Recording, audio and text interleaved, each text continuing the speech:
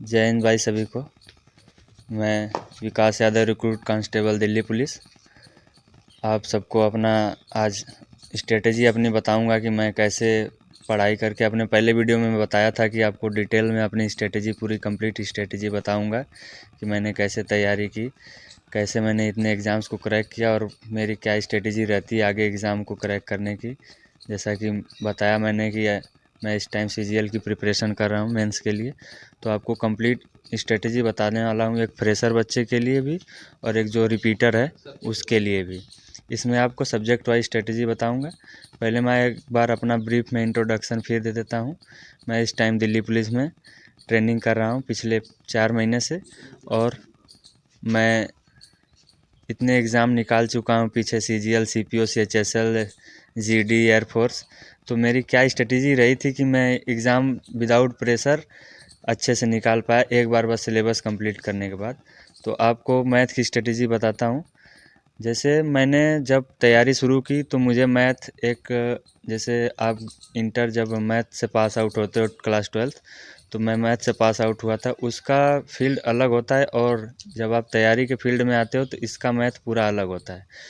आपको वहाँ से पूरी टोटली डिफरेंट चीज़ें मिलेंगी। आपको टेक्निकल मैथ वहाँ से पूरा ख़त्म हो जाएगा, आपको फिर शिफ्ट करना पड़ता है।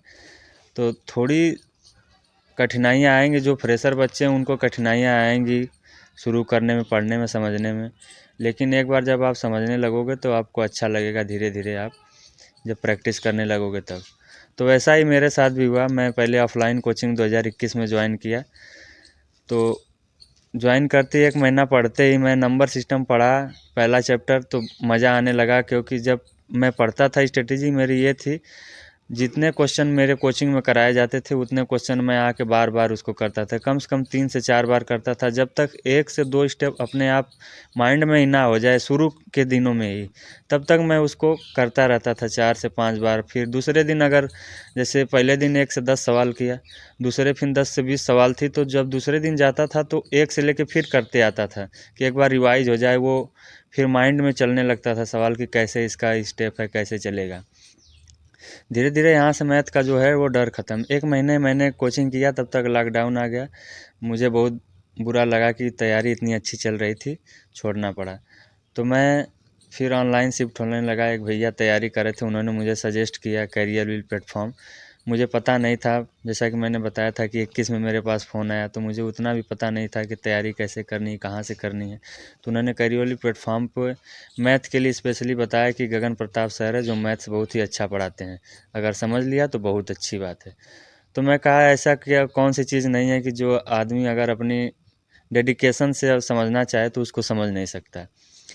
तो मैं वो प्लेटफॉर्म पे उनका एक रिकॉर्डेड बैच था, मैं वो ख़रीद लिया लॉकडाउन के दौरान ही।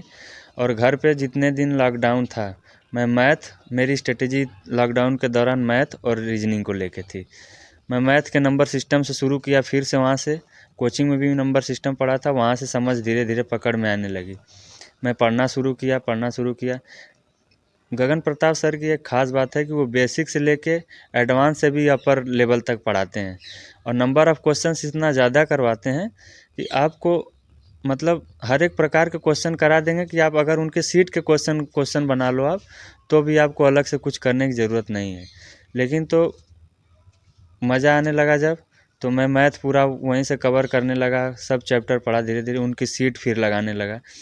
मैं करता था जितना वो सर पढ़ाते थे डेली, मैं वो सीट को फिर से अपने से खुद से करता था। जहाँ अगर फंस जाता था फिर जाके सलूशन देखता था, ऐसे करता था। फिर उस चैप्टर का प्रीवियस ईयर क्वेश्चन, आपको बहुत ज़रूरी है पीवाईक्यू करना। आपको कॉन्फिडेंस अगर बूस्ट करना है और स्पीड लानी है अपनी, तो प्रीवियस ईयर करना पड़ेगा आपको। तो प्रीवियस ईयर के लिए मैंने एक बुक रख रखी थी राकेश यादव सर की, तो वहाँ से मैं जिस चैप्टर को पढ़ता था उसका पीवाईक्यू लगाता था। उसमें तरह तरह के क्वेश्चन आपको मिलेंगे जो रिलेवेंट रहेंगे, जो आप पढ़े रहोगे वही सब रहेगा। उसके बाद इसमें जो मैं तीसरे नंबर पे काम करता था वो सेक्शनल मॉक लगाता था। जैसे मैथ्स है, मैथ में आप पहला चैप्टर पढ़ लिया तो चैप्टर वाइज मॉक अगर आप देना चाहते हो चैप्टर वाइज दो, आपको अपनी तैयारी का पता चलता जाएगा, वहाँ से आप एनालाइज करने लगोगे। आप ये कभी डरने की ज़रूरत नहीं है कि आप क्या करो, अभी एक चैप्टर पढ़ूँ सेक्शनल दूँ अच्छा नंबर नहीं है, नहीं, इससे ऐसा आपको करना नहीं है। जितना आप में गलती होगी उतना आप अगली बार मॉक में इम्प्रूव करते जाओगे। आपको मॉक शुरू से ही देना है। आप 1 महीने की तैयारी के दौरान ही अगर चाहो तो आप कंप्लीट मॉक दे के अपनी तैयारी देख सकते हो, क्योंकि आपको पैटर्न का पता होना पहले बात बहुत ज़रूरी है कि एग्ज़ाम में पैटर्न क्या है, आता कैसे है, तो उसका बहुत ज़रूरी है। मॉक देना है। अब यहाँ से अब मैंने अपना सिलेबस पूरा कंप्लीट कर लिया मैथ का, तो मैथ में मेरी काफ़ी अच्छी स्पीड बन गई। कैलकुलेशन भी साथ साथ आप सीखोगे। कैलकुलेशन के लिए आप प्रैक्टिस करोगे, डेली सवाल लगा रहे हो आप, कैलकुलेशन हो रहा है। दो 2-3 तरीके हैं वहाँ पे, फिर उसको मैं अगले वीडियो में डिटेल में बताऊँगा, क्योंकि काफ़ी लंबा वीडियो हो जाएगा। अब मैं आता हूँ अपने इंग्लिश की स्ट्रेटेजी पे। इंग्लिश मैं 10th तक सीबीएसई बैकग्राउंड से था, तो मेरा रीडिंग कम्प्रीहेंशन तो ठीक था, लेकिन ग्रामर के नाम पे ज़ीरो था एकदम। कुछ नहीं आता था ग्रामर के नाम पे। कैसे भी 12th में उतना सीबीएसई बोर्ड में ग्रामर होता नहीं। सीबीएसई बोर्ड का बच्चों का क्या लेवल हो गया है अब, तो आप सब लोग देख रहे होंगे कि पढ़ाई क्या हो रही क्या नहीं हो रहा है। तो वही साथ मेरे साथ भी हुआ। तो मैं 10th के बाद जैसा बताया था कि मैं तो यूपी बोर्ड में शिफ्ट हो गया, तो सेल्फ स्टडी पे अपना डिपेंडेंट हो गया। तो वहाँ से इंग्लिश थोड़ा थोड़ा सीख रहा था, लेकिन जब तैयारी के फील्ड में आया तो इंग्लिश एकदम नहीं आती थी। कोचिंग में पढ़ाया जाता था, कोचिंग में समझ में नहीं आता था क्या होता है नाउन, क्या होता है प्रोनाउन, मतलब कुछ भी नहीं आता था। एबीसीडी में ई भी नहीं आता था कि क्या अब आगे करनी है। बहुत होपलेस हो रहा था। सोचा कि इसको मूव ऑन करके कुछ ऐसी एग्ज़ाम की तैयारी करूं जिसमें हिंदी आ जाए, ऐसा हो जाए, लेकिन कहा नहीं। अगर किसी चीज़ को पार करना है तो उससे आपको लड़ना होगा। आप उसको डर के उससे भागना नहीं। तो इंग्लिश को मैं किया क्या, जैसे नाउन चैप्टर चालू हुआ, बेसिक जैसे नाउन से ही चालू होता है, या तो नाउन से या टेंस से चालू होता है, तो नाउन से मैंने पढ़ना शुरू किया। समझ में कम आता था, लेकिन ना इंग्लिश में क्या किया कि मैं एक तो कोचिंग में पढ़ने शुरू किया, ऊपर से जो रेफरेंस बुक रखती थी मैं रखा, वो नीतू सिंह का वॉल्यूम 1 बेस्ट बुक है भाई। आप अगर किसी टीचर से पढ़ लो, इसके साथ साथ इसको पढ़ते जाओ, या फिर नहीं भी टीचर से पढ़ रहे हो, आप में अगर कैपेबिलिटी इंग्लिश अच्छी है आपकी, तो वॉल्यूम 1 से आपकी इंग्लिश ऐसी तैयार हो जाए कि आप हर एग्ज़ाम क्रैक कर सकते हो। तो रेफरेंस बुक में मैं वॉल्यूम 1 रख दिया। कोचिंग में पढ़ता था, वहाँ की सीट लगाता था, डाउट सॉल्व करता था, जाके पूछता था, रेफरेंस बुक में देखता था कि सर कैसा पढ़ा रहे हैं कैसा नहीं, क्योंकि नया स्टूडेंट है तो अपने आप को इवेलुएट करना भी ज़रूरी है कि क्या सही पढ़ा रहे हैं क्या गलत पढ़ा रहे हैं।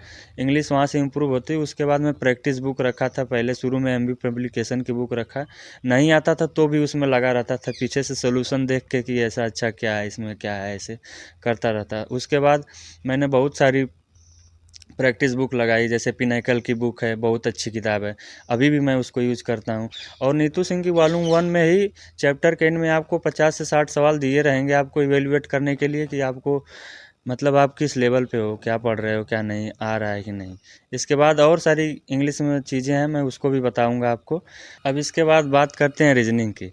जैसा कि मैं रीजनिंग का कोई पर्सनली कोर्स नहीं लिया, ना तो किसी का बैच परचेज किया। रीजनिंग आप एक बार अच्छे से अगर मैथ आपको आने लगी तो reasoning totally depend on practice, आपको वहाँ से रीजनिंग अच्छी आने लगेगी। एक बार आपको क्या करना है, जो फ्रेशर स्टूडेंट है वो अगर उनको नहीं समझ में आ रहा है, तो आप रीजनिंग का एक बार यूट्यूब पे चैप्टर वाइज एक पहले अपना वो सिलेबस को नोट डाउन करो कि रीजनिंग में चैप्टर कौन कौन से आते हैं। फिर अपना यूट्यूब पे जो बैच परचेज करने में कैपेबल नहीं है वो यूट्यूब पे सर्च करें चैप्टर वाइज, जिसके अच्छे व्यूज़ हैं, जिसका अच्छा समझ में आ रहा है, आप वहाँ से अपना नोट्स बना लो, एक बार पढ़ लो। बेसिक चीज़ें जो वहाँ से एक बार पढ़ लो, कोशिश करो कि एक बार पढ़ो बस, पूरा कंप्लीट वहाँ से सिलेबस करो। उसके बाद रीजनिंग आपको बस प्रैक्टिस प्रैक्टिस करनी है। मॉक लगाओगे आप, वहाँ प्रैक्टिस होगी।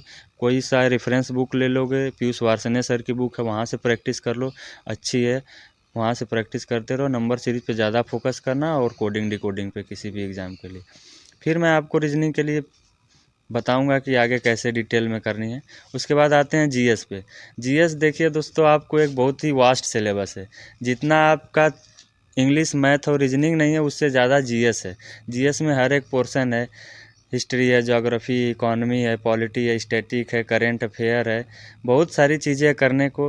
अगर आप करने बैठो तो करते ही रह जाओगे। लेकिन जीएस में क्या करनी है चीज़ें, हमको लिमिटेड चीज़ें पढ़नी है। वो नहीं पढ़नी है कि जो नहीं है, वो पढ़नी है जो चीज़ें ट्रेंड में चली आ रही हैं। एसएससी पिछले 2018 के बाद से ट्रेंड क्या रहा है, वो पूछ कहाँ से रहा है, कैसे पूछ रहा है, तो आपको ट्रेंड को फॉलो करना है। आप नए हो, अभी फ्रेशर रहे हो, तो आपको पता नहीं चलेगा। लेकिन आपको करना क्या है जीएस में कि एक बार सिलेबस पढ़ना है आपको कंप्लीट, एक ही बार पढ़ना है किसी भी एग्ज़ाम के। आप कोशिश करो कि मैं टॉप लेवल की जीएस एक बार पढ़ लूँ कंप्लीट, किसी भी टीचर से पढ़ लूँ। आप करियर प्लेटफॉर्म पे अभिषेक सुमन सर का बैच ले सकते हो, जीएस अच्छी पढ़ाते हैं वहाँ। या फिर रोजगार विथ अंकित पे भी जीएस अच्छी चलती है। तो आप अपने एग्ज़ाम वाइज अपना टारगेट कर सकते हो कि कैसे पढ़नी है आपको जीएस। हिस्ट्री है, हिस्ट्री शुरू किया आपने पहले पढ़ना, तो उसको हिस्ट्री को बस केवल उतना ही पढ़ो जितना आपके काम लायक। ये नहीं कि मैं पढ़ने लगा पूरा यूपीएससी का सिलेबस कवर करने लगा, ऐसा आपको नहीं करना है। ऐसे ही पॉलिटी में है, ऐसे ही सब में है। और ज़्यादा फोकस आपको कहाँ करना है, स्टैटिक जीके पे फोकस करना है। स्टैटिक जीके क्योंकि पिछले कुछ सालों से 18 के बाद से ट्रेंड रहा है कि स्टैटिक जीके पे ज़्यादा जोर दिया गया है। तो स्टैटिक जीके हम कहाँ से पढ़ेंगे, ये बहुत अपने आप में सवाल। स्टैटिक जीके को कवर करने के लिए मैंने क्या किया कि मैं अपनी जीएस स्ट्रांग वहाँ से की। मैंने पहले कुमार गौरव सर का करंट अफेयर का सुबह क्लास आता है, उसको मैं शुरू से अंत तक देखता था और नोट्स बनाता था, क्योंकि जीएस मेरी बहुत ही ख़राब थी। मैं साइंस बैकग्राउंड का स्टूडेंट रहा हूँ, मेरी जीएस नहीं आती थी। एक साल लगातार मैं करंट अफेयर करता रहा, उसमें बीच बीच में जो 15-20 क्वेश्चंस की सीरीज़ लाते हैं सर, बहुत ही ज़्यादा हेल्पफुल रही। इवन मुझे इतना पता नहीं था दोस्तों कि नागालैंड अपना ही एक राज्य में, उसको एक दूसरा देश समझता था। आप हंसेंगे लेकिन मुझ पे खुद हंसी अब आती है कि मैं क्या सोचता था। जीएस के नाम पे कुछ नहीं आता था, लेकिन बहुत ही ज़्यादा जीएस इम्प्रूव हुई। और एक बार पहले कंप्लीट किया मैंने सिलेबस। कैरियर प्लेटफॉर्म पे आप कोर्स ले सकते हो, वहाँ से सिलेबस कंप्लीट कर सकते हो अच्छे से। उसके बाद स्टैटिक जीके को आपको करना है, एक रोजगार विद अंकित का जो आता है किताब स्टैटिक जीके का, वो ले लो आप। वहाँ से उसको कवर करते हो, उस बुक को मानो कि एकदम रट डालो, उसमें हर एक प्रकार के क्वेश्चन आपके, ज़्यादातर मोस्टली क्वेश्चन वहीं से फंस जाएंगे। जो बचा हुआ होगा वो आप स्टैटिक जीके पे, जैसे किसी भी की स्टैटिक जीके की सीरीज चलती है, वहाँ से आप देख सकते हो, आपकी जीएस वहाँ से इम्प्रूव हो जाएगी। और भी चीज़ें हैं, काफ़ी लंबा वीडियो हो जाएगा, मैं आपको नेक्स्ट वीडियो में बताऊँगा। आप अपनी पढ़ाई जारी रखते रहो, और सब्जेक्ट वाइज मैं नेक्स्ट डिटेल में स्ट्रेटेजी आपको जल्द ला के दूंगा। तो अच्छा, लाइक सब्सक्राइब एंड कमेंट करके बताइएगा कि आपको कैसा लगा वीडियो। जय हिंद भाई सभी।